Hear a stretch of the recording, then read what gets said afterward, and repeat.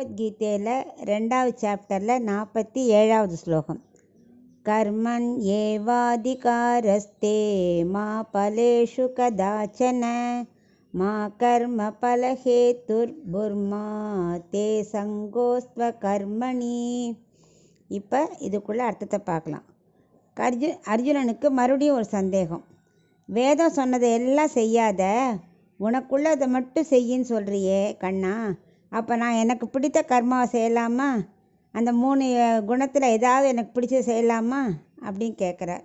அதுக்கு கண்ணன் சொல்கிறார், அப்படி இல்லை, நீ கர்மா பண்ணதில் மட்டும்தான் உனக்கு அதிகாரம், அதோட பலத்தில் உனக்கு அதிகாரம் இல்லை.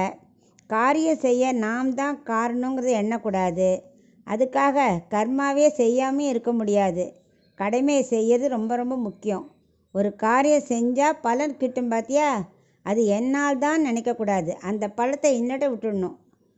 உன் மனசில் உயர்ந்த சாட்சாத்காரத்தை தான் கவனம் இருக்கணும். ஒரு தேர் இழுக்கணுன்னாலோ அல்லது போர் புரியணுன்னாலோ தனியாக ஒத்தரால் செய்ய முடியாது. மேலும் ஒரு சிறிய காரியம்னாலுமே தனித்து செய்ய இயலாது. அதுக்கே 5 பேர் தேவை. பரமாத்மா, ஜீவாத்மா, உடல், இந்திரியங்கள், பஞ்ச பிராணங்கள் இவை எல்லாம் ஒத்துழைச்சா மட்டுமே ஒரு கர்மாவை செய்ய இயலும். சப்போஸ் நீ வேலை செய்யணும்னு நினைக்கிற, உனக்கு உடம்பு இடம் கொடுக்கலன்னா அன்றைக்கி அந்த காரியம் செய்ய முடியுமா? இந்த 5மே எல்லாம் முக்கியம். அவ்வாறு இருக்க நான் தான் காரியத்தை செஞ்சேன்னு எப்படி நீ கூற முடியும்?